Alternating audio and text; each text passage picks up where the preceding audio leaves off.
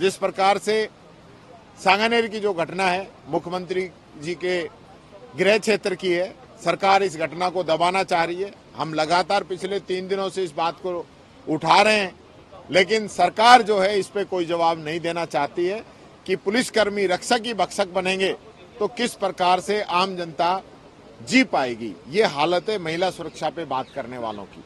ये बात मैं आप लोगों से कहना चाहूँगा।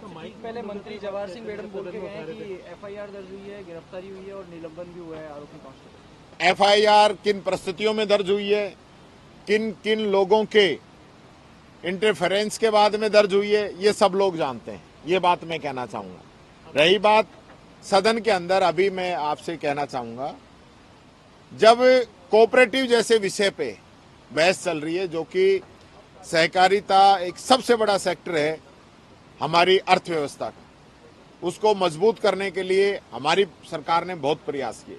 आज स्थिति ये है कि जब सत्र चल रहा है, पूरी कैबिनेट गायब, संसदीय मंत्री गायब, सचेतक गायब, मात्र एक राज्य मंत्री पूरे मंत्रिमंडल में से सदन के अंदर बैठा है। तो ये इस सरकार की प्रतिबद्धता दिखाता है कि किसानों के लिए, कोऑपरेटिव सेक्टर के लिए ये लोग कितने गंभीर हैं। दोनों मंत्री उस समय मौजूद नहीं। मंत्री हो सकता है थोड़ी बहुत देर के लिए आते जाते हैं, लेकिन पूरी कैबिनेट नहीं, संसदीय मंत्री नहीं। ये इस प्रकार का माहौल जो यहाँ पे जो बना रहे हैं, वो मैं समझता हूँ चलने वाला नहीं है। इन चीजों का नुकसान अल्टीमेटली राजस्थान की जनता पे ही पड़ेगा, उनको एक खामियाजा भुगतना पड़ेगा और इस सरकार को आने वाले समय में राजस्थान की जनता सबक भी सिखाएगी। भाजपा की जो सरकार है, महिलाओं के हो रहे अत्याचार को लेकर सत्ता में आई थी, लगातार विजयनगर, भीलवाड़ा, अब सांगानेर, तो क्या विपक्ष क्यों उठा रहा? हम लगातार इन बातों को लगातार उठा रहे हैं, लेकिन जैसा कि मैंने अभी कहा, सरकार इन सभी मामलों को दबाना चाहती है। विजयनगर के लिए मैंने खुद विधानसभा के अंदर बोला, सांगानेर वाली घटना के लिए मैंने विधानसभा के अंदर बोला। सारे नेता अपने अपने ट्विटर अकाउंट पे इस चीज को लेकर ट्वीट कर चुके हैं, अपनी राय बता चुके हैं। और लगातार जो परिस्थिति बन रही है, वो मैं समझता हूँ इस सरकार को ऐसा लगता है जैसे इनके काबू से बाहर की चीज हो। इनकी समझ में नहीं आ रहा है कि हमें करना क्या है। दादी सबको लेकर बवाल करा, लेकिन आपके विधायक को पाकिस्तानी सब कहा गया, उसके लिए कांग्रेस में क्या गुटबाजी है क्या? देखिए, कोई गुटबाजी नहीं है। ये जितने नीचे जा सकते हैं उतने नीचे हम नहीं जा सकते हैं, ये बात मैं कहना चाहूँगा। और मैं धन्यवाद देना चाहूँगा हमारे विधायक रफीक खान जी को कि जिन्होंने इस घटना को लेकर हम सब की चर्चा हुई और उसके बाद उन्होंने कहा कि जिस प्रकार का इन लोगों का आचरण है वो आचरण हमारा नहीं हो सकता। इनको खुद उन शब्दों से जब मेरी बात हुई, अध्यक्ष जी ने कहा कि ये इस कंडम करता हूं, इनके संसदीय मंत्री ने कहा कि मैं कंडम करता हूं, उनके विधायक दल के लगभग सदस्यों ने इन शब्दों की निंदा की है। तो ये इस पार्टी की सोच है जो कभी कभी उजागर हो जाती है, ये बात मैं कहना चाहूंगा। एक सवाल था, ये सरकार कह रही है कि हम नकल रोक रहे हैं, किसी परीक्षा में कोई नकल नहीं हुई है, लेकिन जयपुर की मैं एक बात बताता हूँ, जितनी वीडियोग्राफी सरकार ने कराई वो वीडियोग्राफी अभी जिला कलेक्टर को नहीं दी गई क्योंकि उस संस्था को भुगतान ही नहीं किया गया। तो कैसे कह सकते हैं नकल हुई है नहीं हुई है? देखिए, अभी समय आने पर सारी चीजें जनता के सामने आ जाएंगी। ये मेरे अलवर में यूनिवर्सिटी का पेपर तो नहीं करा पा रहे, वही लीक हो रहा है। बात कर रहे हैं बड़ी परीक्षाओं की। ये आरएस के अंदर भी शिकायत आई, झुंझुनू के अंदर से, उस पर कोई कार्रवाई इन्होंने नहीं की। कोई सुराग भी लगता है तो सरकार उसको दबाती है, नहीं कि उसको उजागर करती है। मैं फिर कहना चाहूंगा, भारतीय जनता पार्टी की सरकार थी वसुंधरा राजे जी के समय में, उस समय जितने पेपर लीक हुए वो सब बच्चे हाई कोर्ट के अंदर गए और वहां से कोर्ट के निर्देश के बाद में उनकी जांच हुई। हमारे समय में जो पेपर लीक हुए, वो पेपर लीक के लिए हमारी सरकार ने खुद उनको खोला।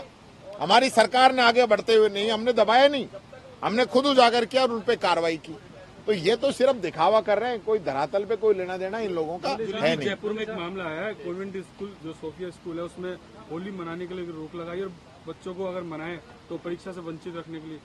देखिए, मेरी जानकारी में नहीं है, बाकी मैं कहना चाहूंगा होली त्योहार है हमारा, उसमें सब लोगों के लिए बनाने की छूट है, इसके कोई ऐसा नहीं। मंत्रियों की परफॉर्मेंस देखने के लिए खुद मुख्यमंत्री प्रश्नकाल में आज सदन में बैठ रहे हैं, उससे कुछ असर नजर आ रहा है, क्या लग रहा है? मुख्यमंत्री को खुश करने के चक्कर में आधे मंत्री वैसे ही फेल हो गए, कुछ तो पहले ही थे, और उनकी परफॉर्मेंस मुख्यमंत्री जी देख ही नहीं पाए। जो हालत थी ना, 20 मिनट के बाद उठ के चले गए, 20 मिनट के बाद, क्योंकि उनको पता था कि पीछे से जो सरकार की खिंचाई हो रही है वो तो ठीक है, मैं अपनी आंखों के सामने कैसे खिंचाई देख सकता हूं। और मुझे तो खुशी होती मुख्यमंत्री जी पूरे क्वेश्चन आवर में बैठते तो उनको पता चलता गलती आधी तो मंत्रियों की है पर आधी मुख्यमंत्री जी की है। बजट ही आप नहीं दोगे तो मुख्यमंत्री मंत्री घर से थोड़ी बनवा देगा। आप जिस प्रकार के घोषणा तो कर दी पूरी बीजेपी ने, और मंत्री कहां तक उसको पूरा करें। अब दिलावर जी को हम दोष देते हैं। दिलावर जी का घोषणा पत्र जब था शिक्षा का, तो उसमें कह दिया कि 1 साल में सारी पोस्ट भर देंगे। अब नहीं भर पाए तो दिलावर जी क्या करें। इसी प्रकार से आज आंगनवाड़ी का क्वेश्चन था, आप सदस्य पूछ रहा है कितना खर्च किया, कितना खर्च किया। अब बताएं तो जब कि कुछ खर्च किया हो। आपने तो अभी वित्त विभाग में ही लेटर भेजा है। इसी प्रकार से जैसे आज मैंने लेबर का पूछा, असंगठित क्षेत्र का, आपने घोषणा पत्र में कह दिया कि हम सब योजनाओं का भी लाभ देंगे, इनका रजिस्ट्रेशन करेंगे, इनके लिए विश्राम शालाएं खोलेंगे, पर आपने 54 का ही काम नहीं किया तो बेचारा सुमित गोदारा कहां से जवाब दे दे। तो ये दोनों ही है, न इनकी मंत्रियों की तैयारी है और न सरकार की तैयारी है। सिर्फ गोलमोल सारा मामला कर रखा है, धरातल पे कुछ है नहीं। महिला विकास मंत्री कहती है कि जो फाइल है वो वित्त मंत्रालय को भेज दो। दोनों विभाग उन्हीं के पास हैं। वही मैं कह रहा हूँ, दोनों विभाग उनके पास है, तो वही मैं कह रहा हूँ कि अभी ये हकीकत है इन लोगों की।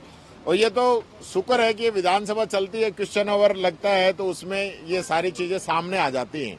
बात ये नहीं है, प्रक्रिया भी रहती है, लेकिन पूरा साल खत्म हो गया। आपकी पिछली साल की घोषणा थी, आप हमें तो बहुत कोसते हो कि पिछली सरकार ने ये नहीं किया, वो नहीं किया।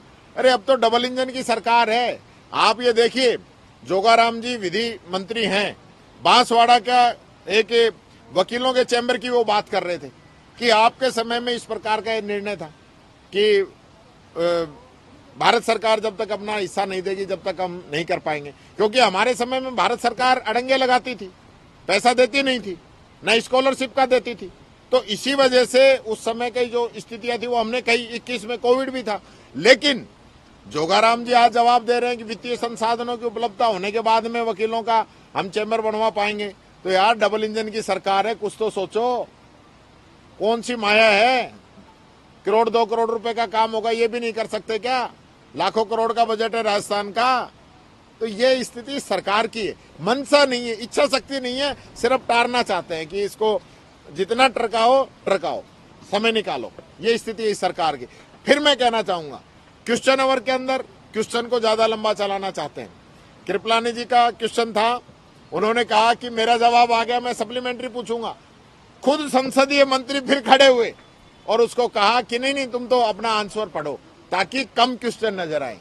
ये बात मैं कहना चाहूंगा कि ये सरकार डरी हुई है, घबराई हुई है और नाकारा हो चुकी है। काम करने की इनके अंदर इच्छा शक्ति है नहीं।